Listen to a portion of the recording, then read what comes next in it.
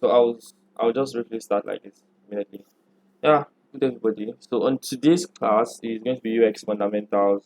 If you went through the curriculum, please, if you did go through the curriculum, just let me know in the chat. Please, I really appreciate that. If you went through the curriculum, today is going to be UX fundamentals. I wouldn't want to make too much of your time, so we have like 1 hour 30 minutes. Let's go on that. UX fundamentals, aside what you learned yesterday on UI UX, introduction to UI UX, right?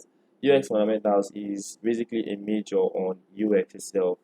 So, in the structure of how the bootcamp is and how it's going, is that we are focusing the first 2 weeks, half of 3 weeks on understanding UX because it's really important you understand the use of how things should connect, and you should understand how and the necessities of why they should connect, right? And why you should build them that way. So basically, we are trying to put you in a position where you are building experiences that fits into people's lives, and instead of building like visuals that are, just mere visuals that can't solve problem. If you take a look back at sites like Craigslist. So Craigslist is not in the past, like, it doesn't used to be the best UI, like it doesn't have the best UI, but yet it was being used by a lot of people. And that's the one reason was because it has good UX that worked, like it worked for people. The UI was not the best, but people were used to the user experience about it, and it worked for them, like really worked for them. And that is one thing. Even though over the years people have come up with improved designs and improved every single thing about Craigslist. And the thing why I think one major reason, not I think, one major reason why it was still the way it was for a very, very long time is just because of the mental model that people are using it already had, and that works for them. Like that worked really well for them. So without further ado, and the next one, the content is what we're going to discuss today is what's user experience, why user experience design, brief history, intro to fundamentals, web fundamentals, and UX fundamentals. So, what is user experience, right? A person's perception and response resulting from the use or anticipated use of a product or service. I'm sure you must have had like a different definition from what we had yesterday to this one. That's just to tell you that it's all tailored to the same thing and is in the same space, right? User experience encompasses all aspects of end users' interaction with the company itself, its services, and its products. Now you can see how. Do you have a question? Okay, cool. You can see how like these definitions are both in the same space, but they're just different words used to express what UX is. The next one is the brief history. Now, so before we get into what the brief history of UX is I'm going to tell you another example of user experience. Now, you Google Meet over Zoom. Like I believe people who like Zoom are from another planet, not Mars. I like Mars. Are from another planet aside Mars, and you know, and for oh bro, this is very distracting.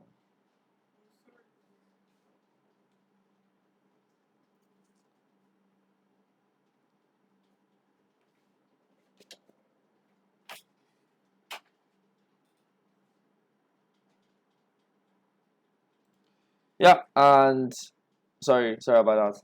And yeah, and if you use Zoom for the first time, like for the very first time, right? Let's go back one more slide. Let me explain that for you. If you use Zoom for the first time, for the very first time, you would find it a bit difficult, at least for me and so many other people have like confirmed from, a bit difficult to navigate it.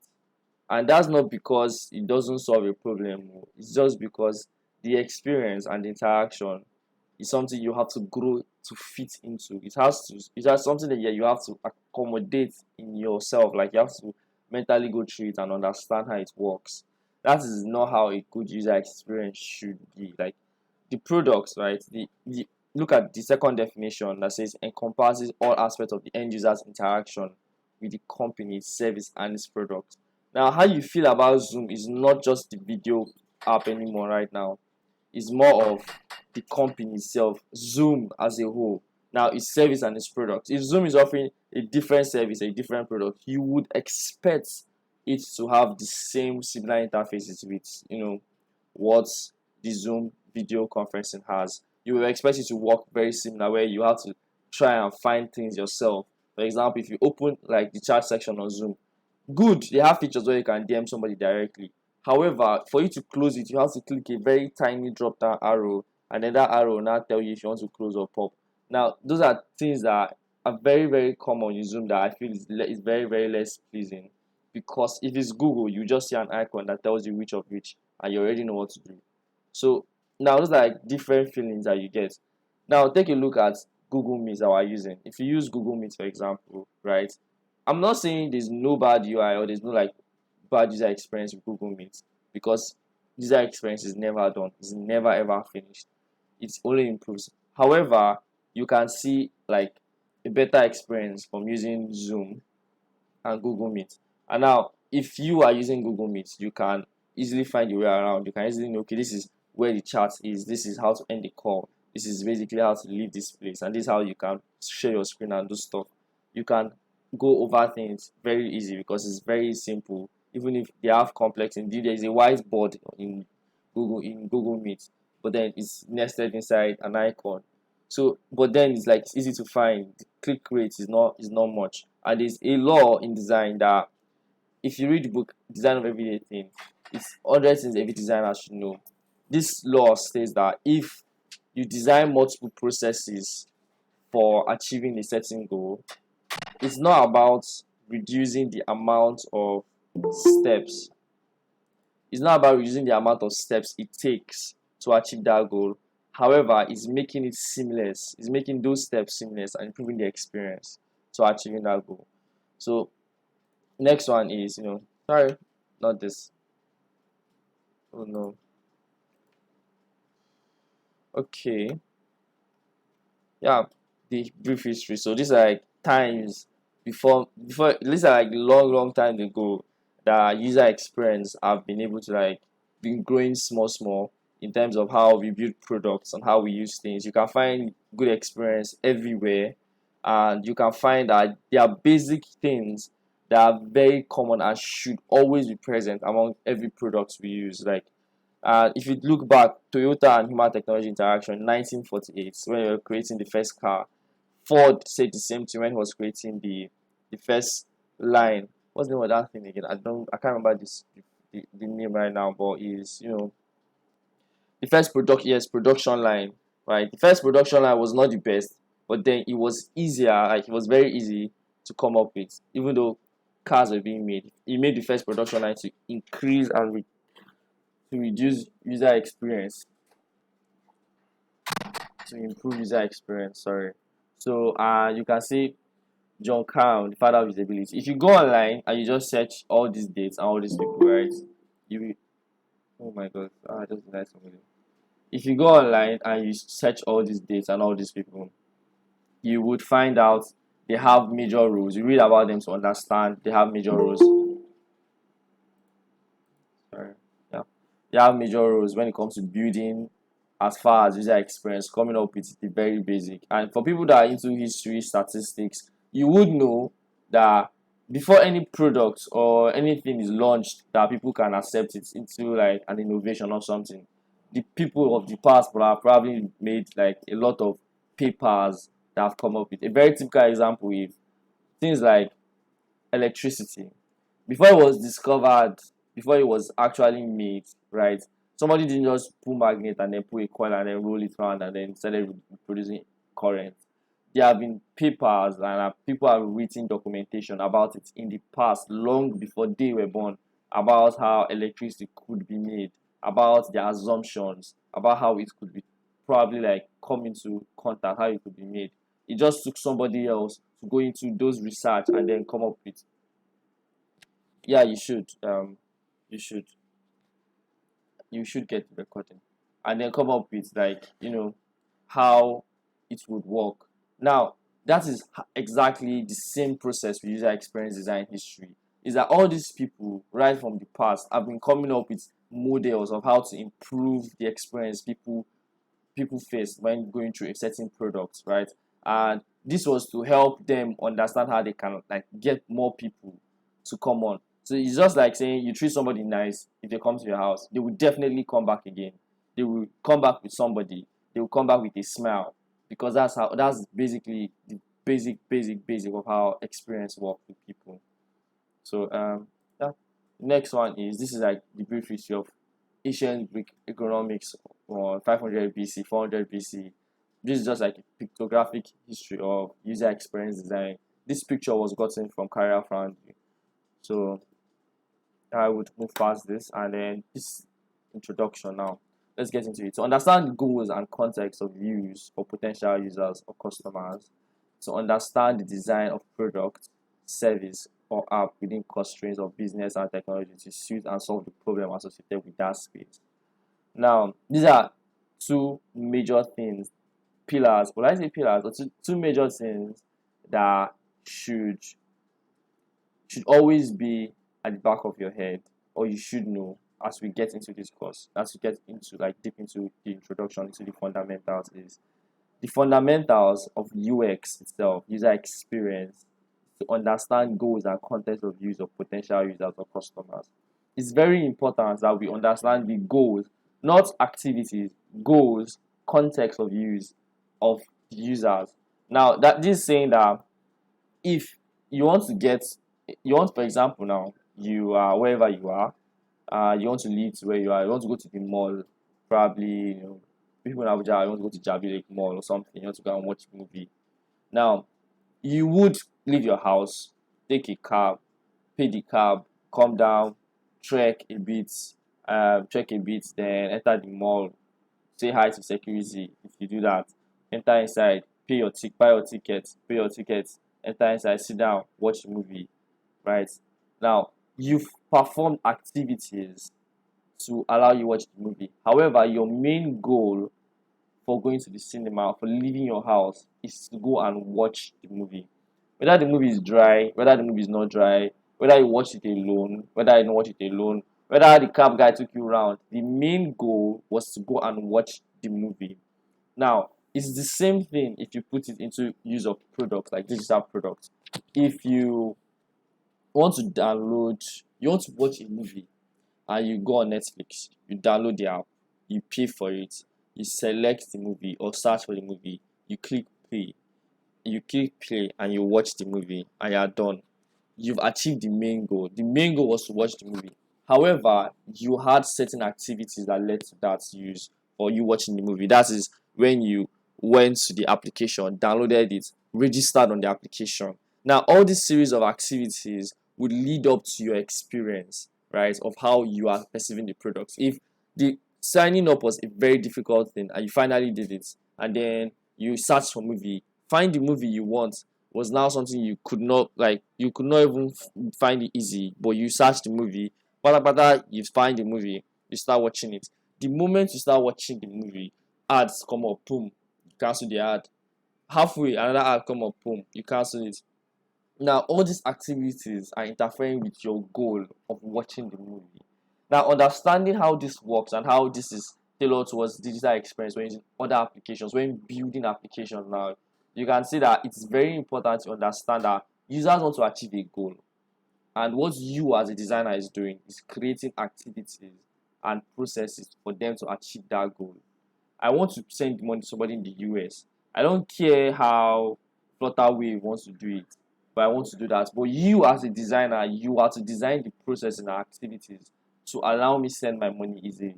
However, it works in the back end, I don't really know, but I know if I click send, I want to receive alerts that my money has gone, and I want to be able to sign up easily. I want to make all those things very easy.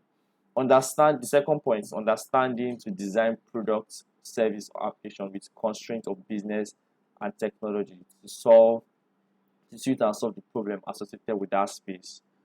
Now, business and the constraints of business and technology is very key in how you think about your solution. You are building an application that helps you come about people buying tickets online, and now you have to think of how do they buy tickets normally. okay, how do they buy ticket normally? You go to the counter, you pay for it, or you see the movie you want, you pay for the ticket, your cash, or anyhow with your card. They print your ticket and they give you. Now you want to make it easy that I can buy my ticket from my house, so I don't have to go to the counter in case there's a long line.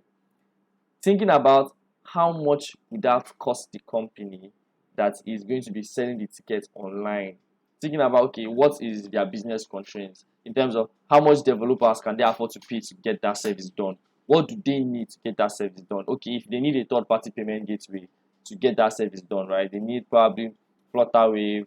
I don't know if Abeg is a payment gateway, Paystack to get that service done. Now, these two services, you have to consider how much does Paystack charge per transaction, how much your Flutterwave charge sorry, per transaction. Now, all these things are business constraints you have to consider. Then you do your research into which fits better into your business, which charge cheaper, why, and then you start making decisions on how. Remember, all you are doing is allowing people to buy tickets, but these are like things you should have in mind when trying to make that process seamless. Okay, Paystack is charging less. I'm going to go with Paystack, right? And this is the reason why. The why is important. It's cheaper, so it allows it's more flexible for your business. Secondly, technology space. Okay, if I use Paystack, it can work with low internet because of how probably how whatever they've done on the back end. Flutterwave, however, needs you to have like active internet, even though your payments will not go. Some banks, if you have low data and you want to buy this thing payment, once you click pay, I don't know how it works, but I've tried it between Access Bank and using like ZUB or GTP. GTP, if you don't have like good network, you will send it will not go. But with Access Bank all the time, even my network, even my data is like 6 MB, I can easily buy another data ASAP. Now these are two different business structures different technologies now that work like they are in the same space but they work differently. You have to consider, okay, which best fits for this technology. You are building an application for iOS devices alone. You know, okay, this is the power that these devices can handle. So you can therefore go your extra mile to add, okay, in the back end, we are going to be pushing out video content for viewers to use. We are going to be pushing out a lot of, we are going to be doing a lot of, what's it called, pictures. We are going to have a lot of interactions because these devices can carry all of this. Then when you now say you're building for Android, now Android is very, very broad because there are different Android types. You want to build for Infinix or you want to build for Samsung, you know they are different. So you have to consider which of this process that you are designing for the users to achieve their goal would best fit for them in space of that problem space and for that user, like that context of that user. This leads me like to the second point. Let me see. No, yeah, okay. UX design fundamentals to for you to understand. If you go to the internet, you find more around different needs that will tell you 15 whatever you need to know about your UX design and whatever, right? I broke it down to just these five because for me they span into many other fields. Number one is empathy, two is research, usability, business orientation, and test. This is not design process. Don't get this wrong, don't misunderstand it. This is not a process of coming up with design. This is a process, or this is a thinking model you should have. This is like fundamental thinking model you should have when trying to go into design. Empathy, research, usability, business orientation, and test. First one is empathy. Now, empathy, putting your users' needs, goals at the very front of the product development. The what, the why, the who, when, and how. So when you're thinking about empathy for a product, so when you're thinking about, okay, how do you develop empathy for a product? In user experience, in design, it's you developing a need to understand the problem, a feeling to understand this is where the problem is coming from. This is why the problem existed. This is who the problem is currently affecting. When does it affect them the most? When does it affect them the least? Right? And how is this affecting them? What's the effects of this problem on them? I'm just going to come up with a very typical example here. I'm very much into educational products, so I will use that because that's like my specific niche. So let's say you are building a product for students that want to get past questions online. Now, That is one. So I created a case study for this. If you would want to see the case study, let me know. I'll send you the links to the documentation. However, let's move forward. Now, you want to create a application that helps students find past questions online, and you are thinking of why do you feel it's a problem? That's one question you should ask. Why do you think people would want to get past questions online? What makes it a problem? What makes you feel the need for it? Then you start asking yourself, what is this exactly? What exactly is the thought of finding past questions online? The second is why. So let's go back to the what. Finding past questions online. What is it? Is like going online, downloading past questions. Now, is the past question specific to your school? Is it specific to a certain subject? Is it random? Is it even certain that this is a past question by this certain lecturer? Like, what if it's a different lecturer? Like, how do you then understand? Like, what's a different lecturer? I know lecturers don't like to use another lecturer's past question. These are things that are different. Then you understand the why. Why would students, or why would I want to get past questions online? For me, this is me explaining the process now. Is why would I want to get past questions online? Why would you think that anybody would easily go out to go and find past questions and download them when they can ask their seniors, when they can wait till the exam is over and collect that specific past question? Why would I want to find it online? You build the empathy, like the feeling of knowing that this problem exists. This is the why of this problem. This is when this problem is existing. Who is it affecting? Finding past questions online affects everybody. It affects students. It affects anybody that is trying to learn something like in a formal educational system that requires past questions. Whether you are going abroad, you are writing SATs, you are writing TOEFL exams, you are trying to write up one UX certification exam, you shall look for past questions. Now, you're asking who is this affecting? You can see the broad space of who is this affecting now, like who are the people that are in this space. You have to be very specific to who. Now you know it's affecting people that are trying to learn generally online. Who again is who are these people that are trying to learn online? Are they in a specific age group? Are they people that are still in school? Are they in secondary school, primary school? Are they, tertiary? Now, if you understand the who in terms of this specific set of people, let's say they are university students. University students, okay, who are these university students? Which school are they from? Are they random university students anyway? Are you trying to solve a problem for everybody? Are you trying to solve a problem for a specific student in a school? Like, how specific are you being? You have to be very specific to down to department, down to a set of lecturers in that department. Being very specific and very true to your who helps you understand, like it helps you understand better solutions come in place. It helps you come up with better solutions on how you should think about the problem. So if, for example, you are trying to solve a problem and your who is everybody, most times most people do that. You're like, why do I have to have so many payment gateways? Why do I have to have so many banks? I just want one bank that will do it. Then that's understanding, okay, who are the people that will use this bank? Who are these people? You have to be very, very specific. Let's go back. Before I talk about the when and the how, let's go back to Facebook.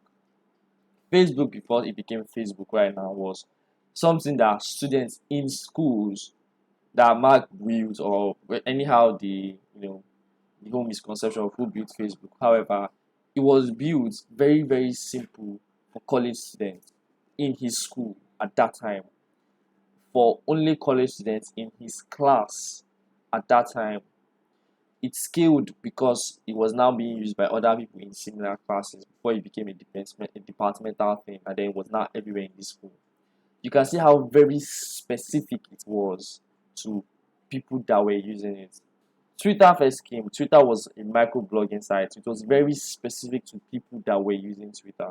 Journalists were using Twitter more than even any of us right now. You can see, and journalists in the US at that time, you can see how these big products that we know are very specific. Google was used initially for military, US military specifically, before it started being increasing to become used to like organize the web. Now you can see how specific these products were used. Is because your who is important, like who you are designing for is important. I can build a product, right, for a 12-year-old, and if you build that same product for somebody who is 30 something, 40 something, they will use it very differently, regardless of your why and your what. So you have to be specific on these people. I will explain more as we move on, but this is like very, very key. The next one is when would they use this product?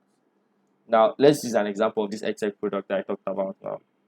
So, for when they use this product, you have people that are, you know, they are trying to get past questions. When do you think people get past questions the most? Now, you have to build, let's say, you have to build a feeling of, yeah, you understand this thing from their pain point of when do they get past questions the most? When do they look for past questions the most to use? How do they use these past questions? Like, when would they start hustling for it? Is it at the beginning of the exam, like the first day of the exam, 1 week before the exam, stuff like that? You have to find out when is the need for this past question when is it very needful, and then how. Now, the how is how did they get the past questions? So you know what it is, you know the why, you know who you're designing for, you know when they need it. Now, how do they get it? How do you give it to them? That is one. And how do they already find out by themselves how they get these past questions? If somebody is already now, everybody here, I probably have an educational like experience with Nigerian schools. We are elite students, we are elite children of the Most High, for us to pass through Nigerian schools. So imagine you already know the struggle of getting past questions. You know how hard it is sometimes, you yourself. And however you are feeling right now, in terms of how difficult it is to get past questions, it's the fact that you're already feeling the same pain. You understand the pain point of where I'm coming from.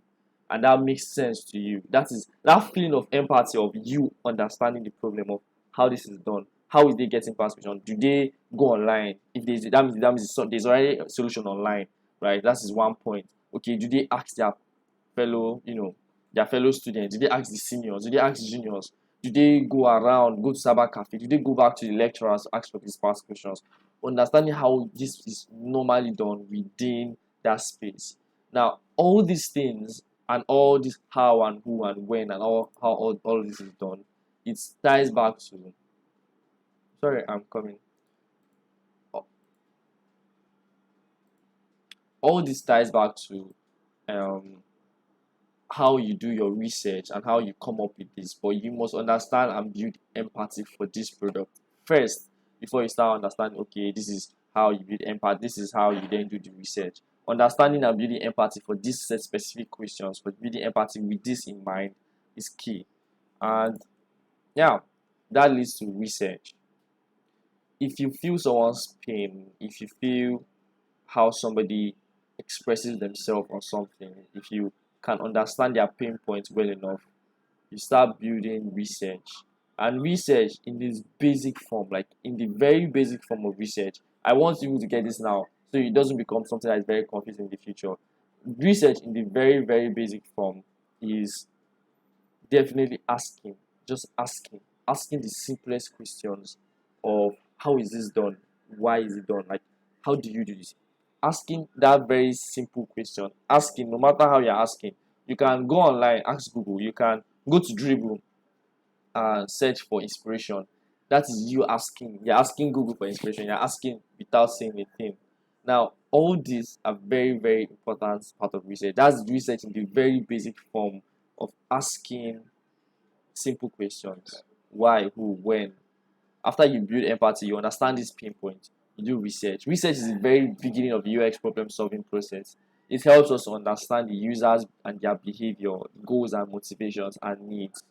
Now, understanding their behaviors, their goals, their motivations and needs. After you build empathy, right, understanding the who, when, doing research on who, doing research on when, why, and how would they use this product, right, and what exactly the product, the solution is, and the problem is.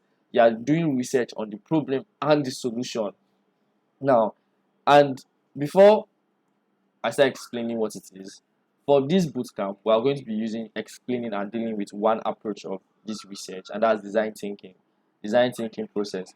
And design thinking is the foremost foundation that everybody, and Don Norman, who was the first man, first person that founding father, the founding father that brought up the name of user experience. He and many other people developed design thinking process. Now we have so many other approaches of thinking of research. We have you thinking of research from a lean UI and design sprints. We have double diamond. Now all these are ways of thinking about user research and understanding the who and the why, the when. Thinking about this is design thinking. The next session is going to be on design thinking, so you should stay. It's on Saturday. I think it's 7 to 8, I think, on Saturday. So you should not miss that. It's design thinking. Now, these approaches help you understand and reach a final solution, a product, a prototype of your solution to a specific problem. Now, design thinking is you are following 7 stages of design thinking. You do empathy mapping, you do research, you come up with your research, you test it, you build it, you do wireframe, low fidelity, high fidelity, and so many other. Just don't shall miss the next class on Saturday. Lean UI is a different approach, but very similar in terms of you are going really fast. You are going really fast to solve a problem. So you are being specific, as I said. You pick up a class. Let's say you pick up GSS 1A. GSS 1A, you are solving a problem for GSS 1A of how they find past question in GSS 1A. You don't care about GSS 1B. Not as if you don't care, but you are solving a problem for GSS 1A. That is you being very, very, very specific and you going straight forward to solve that specific problem. Lean UI allows you to reach a solution really, really fast. And you are going in a very straight line to reach a solution on your research, test out your hypothesis on your solution to a specific problem. Design sprint is also similar. It's just that design sprint is a 7 days process of coming up with a solution from Monday, Tuesday, Wednesday, Thursday, Friday, Sunday, and it has been even shortened down to 5 days.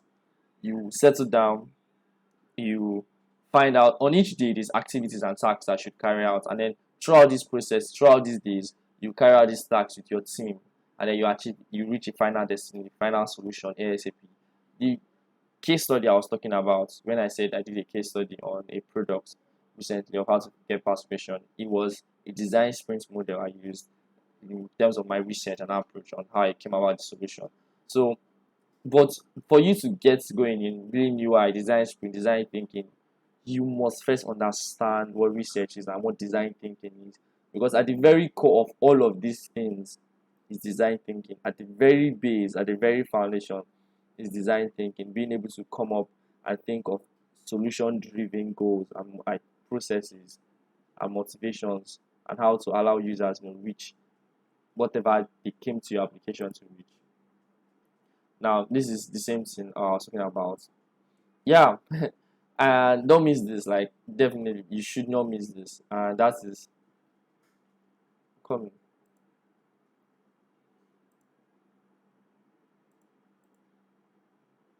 Okay. Yeah, and that is documentation. So, in the whole process of design thinking, in the whole process of doing everything you're doing about, research and UI and everything in between, documentation is key. That's a hill we should be ready to die on. I'm not even joking because it's funny that your documentation about your design process is not only for you, it's for your CEO, it's for those devs that will annoy you when they miss a pixels in your design, it's for your product manager, it's for the marketing team, it's for the sales team, it's for the content writers, it's for your recruiters. Your documentation is for every single person associated with solving that problem or building that product. And that's a hill we should all be ready to die on. Documentation in every single thing you do, your design thinking, your research, in every single thing, your questions that you ask, write it all down from the very beginning. These are the basic fundamental things, like write it all down, document the process. It is very, very important that you document every single process. Now, you all did something yesterday. You did a task. If I ask you how you did it, you tell me, I went online, or I did this, or I saw this and I created it now. Documentation requires you writing down why you went online. Writing down, okay, you went online. Why did you go online? This was the reason why. Okay, what did you see online? Where did you visit online? This was where I visited. This was an examples of these are examples of like things I saw. Writing down the why. Okay, why did you decide to go with this model that is more similar to this? Because it felt this way, it did this way. If you think that your design, your color blue you use is good because it's fine, write it down, even if it's the last reason you should ever have for taking a design decision. Is the last, like, it's not that it's not a valid reason, it's the last reason that you should ever have when taking a design decision. But you think it's nice, you should write it down. That's the very least you should do. And that's listen to the next thing of visibility. Now, if you remember when I was giving this of empathy, research, usability. Now, usability, this measures of how well a specific user in a specific context can use a product designed to achieve a defined goal effectively, efficiently, and satisfactorily. If you follow interaction design foundation, this was their definition of usability. And I broke this down into these steps of effectiveness, efficiency, engagement, error tolerance, ease of learning. And for me, this spans more into like product size, accessibility, inclusivity, consistency, and heuristic evaluation. I'll get there. But usability is how well is your product being used? Like, how is your product being used by people? Like, how do they, you know, how do they interact with your product? Is it something that is effective? Is it working? Is your solution working? Is your process of achieving a goal working for somebody else? Right? Is the efficiency, is it good enough? Does it achieve that goal faster? Is it engaging? Does it keep me there? Do I click on a button, I see an interaction, and when I go out of that application, I remember that interaction, and it gives me that's very easy. There's a tiny spark, or a there's an increase in, if you check, I will not say this because I'm not a medical person, but if you really think about it, that very small interaction on this thing, Netflix, when you get to the point where you are seeing that intro that you don't want to watch and you want to get into the next episode, that small button that tells you skip intro, that you click on it, the very moment you go back into Netflix, you are already subconsciously are waiting to see that button once an intro to a movie starts. That engagement of just that simple button, that very glass morphic button that appears that you click, and if you don't know the button, if you've not encountered before on Netflix, just Google online the skip intro button on Netflix, you will see that small interaction of how it appears and goes back is what keeps people, like, it's what gives you that pressure. It adds to the experience that brings you back to Netflix. People go to Netflix not just because they want to waste their life watching movie. Netflix has built the experience that makes you feel like wasting time watching movies is actually valid. So error tolerance, like, is it very adaptive to errors? If definitely there are bugs, right? But your experience, does it allow people to be able to adapt to those bugs? Netflix loads with a lot of data, and that's one big thing. And even though they find a way to like reduce the problem by allowing you to, all our movies are not streamed from Netflix exporter in their server or their quote and unquote cloud servers. It's a server in Africa or in Nigeria somewhere here, or in Africa very nearby, that all the movies are stored on the server farm, and then it's easier for us to load. That way it's improved the speed of loading movies. Now that's one way they've improved the experience for you. But however, sometimes you load movies really low, really slow.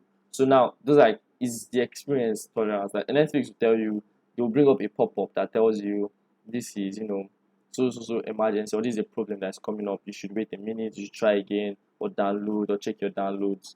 Right? That's where all those pop-ups and all those experiences lead to us talking about UX writing and why they are important. UX writing will come up next week. I think so. Is it next week or next 2 weeks? You should don't miss that. It's very important. If you have experience in writing, it will help. So next thing is ease of learning. We all learn products. We all learn how products use and how we use products, sorry, and how products work.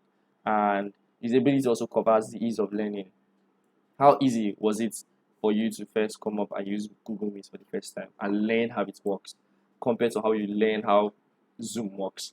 How easy was it for you to come online and easily download the past questions from like a website?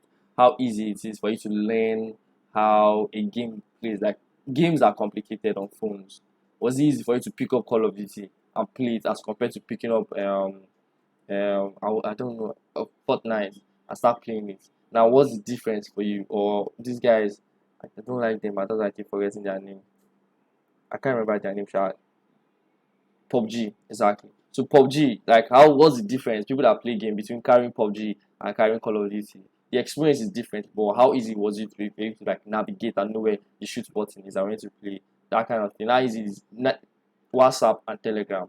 The learning of how Telegram works and learning of how WhatsApp works, which compares which. If the learning process and the learning curve is easy for your users, they would definitely always come back.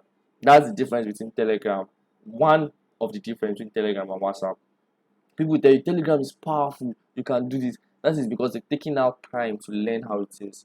Don't tell someone's father somewhere that Telegram is easier. They will tell you WhatsApp is straightforward.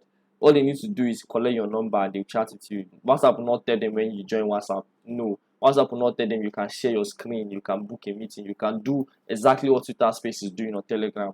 No. All they want to do is chat, send you pictures, and send you broadcast messages about one pastor somewhere or one ritual happening. That is easy for them. The learning process is very easy. The learning curve for WhatsApp is so easy that it's nested into our daily life. It feels more like a necessity to us. It's because everybody can learn it. If you go to a company, they tell you, okay, give me, we'll add you up on WhatsApp. Now, a whole company, as big as a company is, has a WhatsApp group because it's easy for everybody to learn. You don't not see them easily telling you, okay, we'll add you up on Slack, even if it's becoming very common with tech people. Is because we are expected to learn it. You can't tell an average person that, oh, we have a Slack group where we talk about politics. Like, but you will see WhatsApp group where you talk about politics because those people don't have the time to go learn how all these other platforms work. The ease of learning is so easy that it makes it really, really like easy for them to be able to use that product, increase the usability of that product. This is like, as I said, let's not forget why we are learning this. The fundamentals of UX design. Understanding how all these things work help you come up with better solutions. Now we have like accessibility, inclusivity, and then consistency and heuristic evaluation. Now, accessibility, I will die on this hill, is I'll not die in Jesus' name. Accessibility is building product. I have a video. It's like I have like I think it's 3 series right of my YouTube video where I talked about accessibility. If you go to my YouTube channel and just search accessibility, you will see it. If you want the link to it, I will send the link to it to the group. Now, accessibility is very key. Regardless of how easy to learn your product is it easy for somebody who has an eye problem to use your product? Is it easy for somebody who is deaf to identify what is what in your product? You know, and that's one very key thing. Accessibility. Is your product very easy for people to like easily navigate through it, for people to find their way around it? Right? Inclusivity. Now, is it covering for everybody? Is it covering for everybody with different traditions, different beliefs? Does it cover for those spaces? Consistency. Is it consistent? Inconsistent experience leads to bad experience, anyhow you want to put it. If your login button is at the bottom of your page today, and that same login button, when I come back or when I want to log in with another username, is at the top, and then and when I want to log in again with another username, is at the side. Inconsistency in these different experiences. Okay, I'm coming. Let me finish this statement. Inconsistent in this very user in this inconsistency in these very experiences, right, would lead to a bad experience for anybody, regardless. So before we go into heuristic evaluation, please ask your question. I have a question on accessibility. Okay. So I used to be a developer before I started getting into design. Okay. But one problem I've seen is that most times the UI designers or the UX designers aren't really parts or part of the process when it comes to accessibility. For example, if you want to design a website for someone that is blind, the developers are the ones that will enable text to speech for the users. So how does the UX designer manage what the developer is going to do on the website? Interesting. That's very interesting. We're not covering accessibility as a topic today. We are covering accessibility as a topic, I think next week or so, or upper week. However, I would recommend that you go watch the YouTube video or where I talked about accessibility, and then that would give you more insight on how designers can participate in accessibility. Right? There are so many ways that developers have they carry the leading role when it comes to building accessible products. I'm coming UI is fair. You ask your question next, please. And then I'm done with this.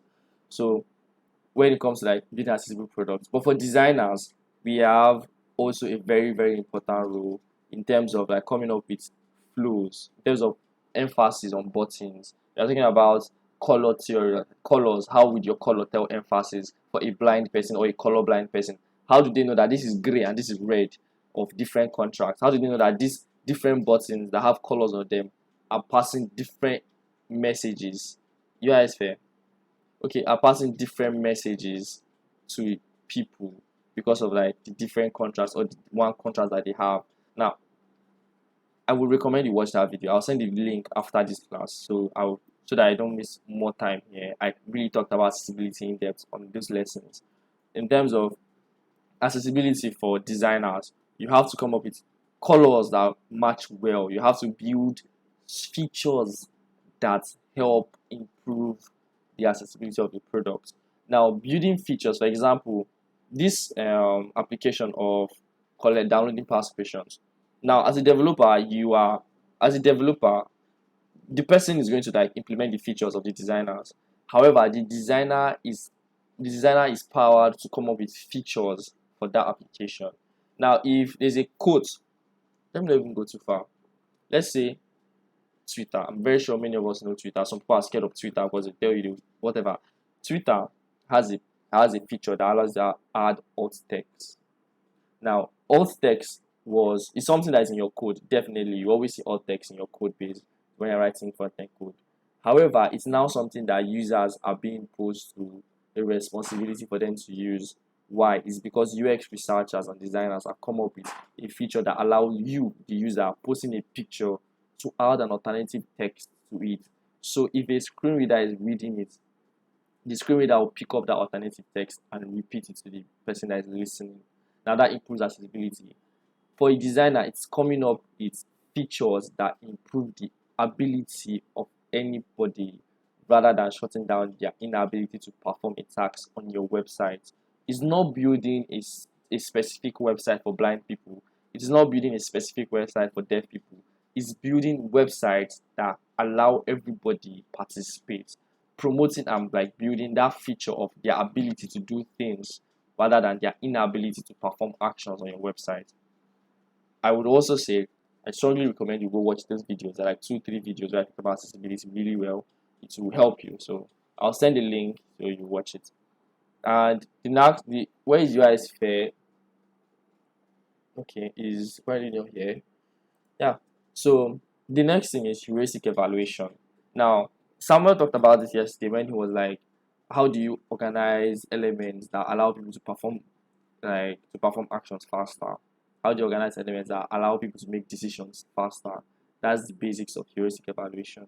There is a session in one of these classes where we talked about as responsiveness. Is it responsiveness? I've forgotten, but we cover usability, like heuristic evaluation as a topic. If you check your curriculum, now heuristic evaluations is remember this is just under usability of the product. These are like fundamentals of understanding usability of the product on heuristic evaluation of how do you design your processes.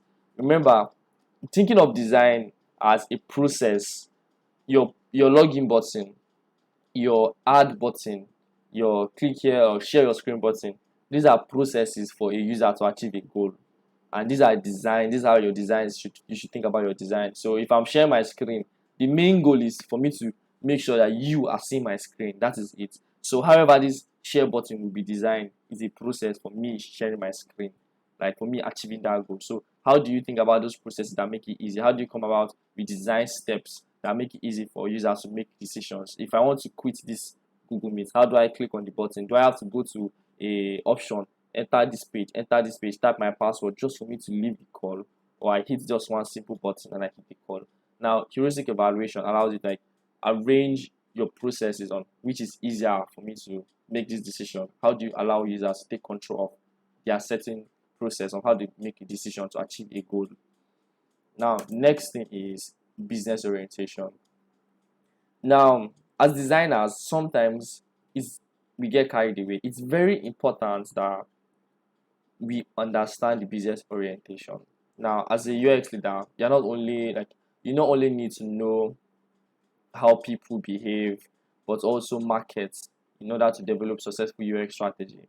It is therefore necessary to have stakeholders from management, production, research, and marketing. Thomas Sokolowski, UX design, is check him out if you want documentation. If you check out the curriculum of this particular course, most of all, if not all of these mentions that I have mentioned here are in that like resource part of this curriculum in Notion. Now, business orientation, having the mindset of pata you are trying to make money for somebody. Netflix is not selling you the experience to watch movies for free. You are paying monthly, right? But you often forget that you are paying monthly. The moment you pay that 4K that all of you are enjoying, all you do is watch your film, right? But the experience will make you come back. The experience will make you come back to pay that money again. So now you are paying that money like, oh, Netflix is increasing their price. 4K, I will pay 4K for Netflix. Pay the first month, watch the movies, enjoy yourself. Like, say you enjoy yourself, pay. You will come back again, but because the experience is so good. However, Netflix have not forgotten that they are charging you 4K. Like, they will still collect their money. Understanding business orientation. UX designers, let's say you're working on a project. That's why we use an example now. You would want to sit down with your stakeholders and ask them question: how are you going to make profit? When you understand the problem, the who you are, the why, how are you going to make profit? How do you plan on making money? How do you plan on paying developers and designers continuously to improve this experience over time? Having business orientation of the product, of the solution is very important because then you have understanding of okay, say however you are designing this experience for somebody, you are going to make money.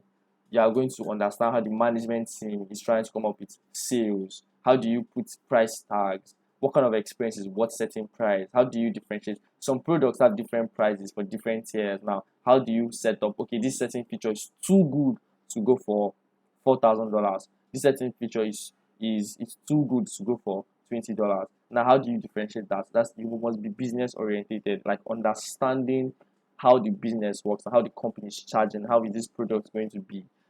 This particular application for downloading past questions, there is a section where you can post ads to reach out to other people, and there's a section where you can pay to get past questions. That's because you need the application is going to be posting pictures, right? That means you need to pay for AWS server space or Azure or Firebase. Now they are paying for these are all cloud quote unquote cloud storage. Now this cloud storage is allows you to save pictures online so everybody can download it. They will pay for this thing. Now allowing people to say, okay, you pay 500 naira, I give you three past questions answered already. Like not the question or just the answers to those three past questions.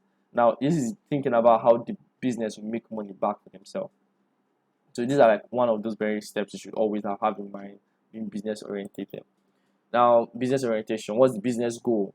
Corporate or market strategies, business budget, stakeholder integration. What's the goal for this business? Say you are building an application that allows people to buy tickets, as I mentioned. What is the goal of this business? Like, what is the goal in terms of monetary value? Corporate or market strategy, what is the marketing strategy? You have to think about that. If they are building this, if you know your who, your why, that's what I say your documentation is important to everybody that is in charge of building that solution. By the time you know your who, your why, your solution, you know everything about it, and you put it in your documentation, it helps the marketing team to come up with a strategy for your who. So if your who is students that are very specific, like students from the age of 21 to 30 years old that are in higher institutions, universities, now you already understand your who. Marketing team will go and look for marketing materials and strategies that fit into that specific user base and this will help the business. Now, this will also determine to the business how much they will spend. If you are building a product for K-12, K-12 are people that are very, very like they are young people like primary school students. Now, if you are building K-12 products, right, you know that you spend less money on a certain kind of marketing. All you need to do is put it in toys. You know that K-12 people will buy. Put it in sweets and sell it to schools. They will buy this thing. If you are building a product for them to use on their phone, they don't have phones. They use their parents' phones. So you know that your marketing strategy will be trying to appeal on the parents, try to build a product that is appealing to the parents that the students can request for and the parents can give. If you say you want to build a product and you are pushing Twitter for K-12, people in primary school, they would not rush it because parents be like, this Twitter where they post something without filter, people they will posting yash, they know even they look am. Now, is that what you want K-12 people to use? Because K-12 people, they don't have right to use phone just yet in most houses. It's their parents that give them the use of this phone. So your marketing strategies will be different. Now you would know, okay, this application, these are features that I should not allow because of it will affect the business and they will cost more money when you're doing marketing. Now, business budgets, how much is your business worth? Your clients or your CEO is telling you our budget for this design is $200. What will you achieve with that? What's the company's budget on how much they want to make in a year? How much they want to put into marketing or put into product development or pay developers? This will help you identify how you think about features and how you come up with solutions. Stakeholder integration. Always be in constant loop with your CEO. Don't collect design and go and sit down and 2 months later you submit it. You will do it again. I'm telling you, you will do 1, 2, 3, 4, 5, 6, 7, 8 revisions. You will tire and give up, and that's not good on your. It's not good on your own self. So stakeholder integration, asking your stakeholders, this is my documentation, this is my process, this is what I'm doing. You finish one milestone of 2 weeks of product of design, you ask them, this is still in line with what you want, this is still in line with the solution. You go back to the solution documentation, you look at it. You stakeholder integration, having your stakeholders in the loop, constant loop of what is happening is very important of how you build products. IBM, International Business Machine, is still alive to this date, and they are part of the guys that built your 5 MB memory cards. They started building all the memory cards, your SD cards slots that used to be like CD before. Now these are guys that built these machines. They built first computers. They built the very first mobile phone that we're using. It was called a different name. That's before Bill Gates even came up with his own name for it, and that before Steve Jobs designed the mobile phone, like the touch screen phone. Now, these are people that are, like, have already brought up ideas. Now, how did they survive this long? Stakeholder integration. The designers that come up with all these ideas, the engineers are always asking the stakeholders, how do they make money from this? How do they improve this? How do they understand this? So this is very important to have all of this in mind. Now, test. This is like one of the final things. Whew, I've been talking for so long. I need water. Man, you will need to buy me water. Just joking. So, testing, prototype, asking questions. Like, UX design process is never complete. You will never reach the end of your experience or building an experience for somebody. If not, we will not have jobs. If Netflix was perfect, they will not hire designers or developers anymore. If Google Meet was perfect, they will not hire any designer. Go on, they will not hire designer again. You will not hear that designers are needed in Google again. Experiences increase because times change, people change. No, people change, people evolve, people become different, people adjust, right? So experiences definitely improve, and that's why testing is important. By the time you finish all these ideas, your documentation, your research processes, testing that your idea is valid, going to ask people if this will work, building a prototype that works, testing all these things is important, right? Now, asking questions, asking people questions, always ask questions. There's one key thing that will stand out if you meet a designer. If you are talking to a designer, is that they will always ask you questions. If you tell a designer, basically, is you say, I want to go out and buy fish. Why? I want to cook a goosey soup with it. So you either want to buy meat. I'm like, okay, yeah, that's just because meat is expensive. Do you think it's different from fish? You start asking questions. It becomes a part of you. I'm using this example is because this is something I see myself and my friends doing all the time. Where you ask somebody that I want to change from Glow to Airtel. You're like, oh, Glow network is bad, but why don't you use this? Why are you using this? Asking questions should become part of you. You should accept it as not a bad thing, but rather a welcoming habit of asking questions all the time. Asking why, why are you doing this? So it's normal and it's something that you should get used to. It's very normal for designers to ask questions, and it becomes a habit that is encouraged because asking questions helps you understand better on best way to go out and best approach with things. Now, design process is never complete, as I said, so you will always go back to iterate and go back to improve. UX fundamental questions. These questions you should ask yourself all the time is this product usable? Is it logical? Is it self-explanatory to use? And is it easy to use? Does the product or service solve an existing user problem?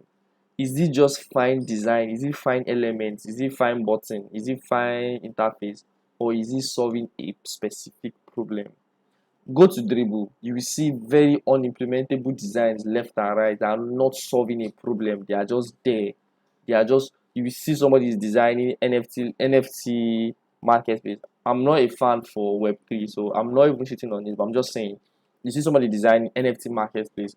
Okay, fine. NFT marketplace, what is this? What is the problem you are trying to solve with the NFT marketplace? So that people can easily sell their NFT and did not design a checkout page, did not design an upload page, did not design a page where you can like sign up and put in your price. They did not design a page for like they did not even explain what smart contract is. Now how you solving a problem? I don't know anything. Your NFT landing page for uploading images does not cover all of that. So how do I understand that this is process I must take? Many people do not know that you need to mint your NFTs and these minting are expensive. No. All you need is you go to OpenSea and then you look at it. Like those things are important information that most designers just push out pixels. Fine, you will see amazing. See, crypto designs are the best and the most finest you will see right now in this space because the designers are using all manner of dark terms. I'm not cheating on any of these things, but these things are really nice. Looking at beautiful designs, it feeds your soul, not just your eyes. Honestly, you lie down on your bed and imagine that interface, that the gradient is so amazing, and you are just I see diamonds in your eyes anytime I look at you. That in your mind, that's how the designs are blowing up, right? It's interesting, but it should be solving a problem. You should be selling NFTs that solve a problem. Your design of landing page should solve a problem. Your application, right? Even if it's one landing page that somebody can upload. I design these templates all the time of how people like how developers should create like a portfolio for themselves, right? Now these portfolios allow developers to like feeling you just see picture about me and all of that. Now if people do that sometimes, but it miss the point of how is this helping. Now how do I upload an image? How do I add an image of myself? If you are designing it for end users that don't know how to code, you have to consider that. If you are designing for people that don't do that, so like considering all these things is important. Is this solving a problem? Is it accessible? Accessibility is a hill I would die on all the time. Is this thing accessible? Is people that are not visually very strong like all of us, are they going to understand what I'm saying here? The emphasis I'm placing on the left and the right, are they going to see it? Is it visible? Does this is the way this thing is arranged, does it cover for you know immersive reader for read aloud to read it? Now am I pushing that my developers organize their code in a way that the like read like screen readers will understand it? Am I telling my designer, my developers that please use a div tag when you are trying to use something in a div? Use a button tag for the button. Don't create a span and then go to CSS and customize it to look like a button. Don't use a section when you are trying to create a an article. Use a section when it's needed to use a section in your code base. Are you using like a class of you're creating a button, right? And you use a div. Are you using a class of button? You claim it button, but it's a class of button. And then you go to your CSS and customize that div to look like a button. Screen readers will miss it and it will be wrong. It's a very, very wrong accessibility problem. Now, these are things you should push for. Now, this is the end of the class. We reached the end. And this is the end of this is the last slide. This is very key thing I want to say about accessibility is that about design is that you as a designer, you are important to the development of a product. You should never let anybody tell you otherwise. You are very much important from the beginning to the end of that product, of how that product is built, how that product comes to life, why it comes to life the way it does. And that is what gives you value. That's the value you are exchanging for money. No matter how much is paying you or how much anybody is paying you, they are paying you for that value of you settling down to be a part of the product. The product is you, is something you are building. You are very important to building that product. So you should take it very seriously, making sure it comes out the best way that you can offer value. Be You should not be attached emotionally to a product, but that doesn't mean you should lack empathy for the solution and the process of coming out with how that product and that service is. These are fundamental things when thinking about UX. You should always have in mind is these things are really important. You should take note. You should hold them tight onto you as you move forward with ones. Like they are very, very important stuff and you should always have in mind. So I've come to the end of my slide, right? And I come to the end of this session. Let me explain. It's been 1 hour plus, right? If you have questions, please ask me. If you have questions, just type it out or answer the questions. If you don't have questions, you can always ask on the chat. You answer the question. I don't know what happened to UI's fair, and he had a question, but he left. So these are things that you should all have in mind. Understanding these fundamentals are really important things that we should all have in mind as UX designers, as we grow to become UX designers, and we start having like future ideas, future products, as becoming people that we are going to be building products for the web, we're going to be building products that people would use. It's really important that you understand what you are building, you understand how these products come to life and how they work and how you should, build them to fit certain user like ability to fit certain people. So I think I'm done with my whole explanation that I have for you guys. So if you have questions, please ask me.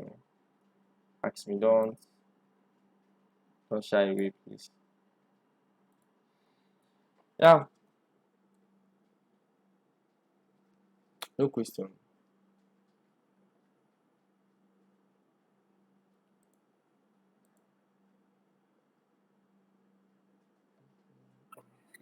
Hi, David. Thank you for a wonderful discussion. I have no questions from my end.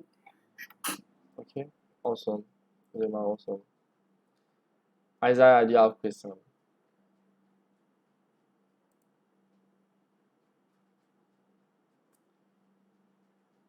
Chidera, Adun, Gucci, John, Benedict. I don't have any questions for now. Awesome. Okay. Yeah, So I don't have questions today. okay. How should I? How far? You have questions?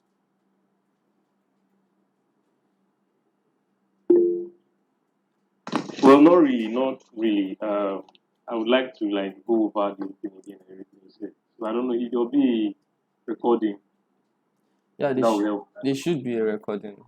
I would upload it on YouTube probably one of these times, probably before tomorrow, and then send it. But however, this is the end of it. So for my own tax, I don't really like. Now let me explain the process of since you guys have followed the bootcamp, let me explain what the tax thing is. The tax thing, right, is not to say who is the best or not to see if your design is fine or not. Right? That's not what we're aiming at. It's to build the habits of discipline. Like it's very important that you embody that, like you have it in you that if you are given a task you deliver as a designer, whether it's ugly, whether it's egusi you are trying to deliver to somebody, you deliver it. It's as simple as that. There's this term that we use like in one of my communities road trip is if you design something that is not fine, we call it egusi. So if it's egusi you are delivering, deliver it. As far as you deliver it as when it's needed or when it's time, right? You can always iterate on that problem and test it and then like we go back for it. But that is it. I don't have a tax off my head right now to give you. I didn't plan any tax for this particular lecture. So what I would say is you guys go back and read articles and all the documentations that are on this particular. If you go to Notion, I shared the curriculum. So go to the curriculum, go to this page. of Notion for this particular course. You see documentation there. Read about it and watch. Is a video about explain about design thinking, UI, lean UI, and design sprints. Read about it. Watch the YouTube video, so you better understand what it is. Yeah, you can get my slides. No wahala, no problem. It's free. You just pay like $20, but it's free. Yeah, that's all. So have a nice day, guys. Good night, sleep tight. Don't let the bed box bite. Have a nice day. Thank you. You too. Thank you. You're welcome. Thank you. You're welcome.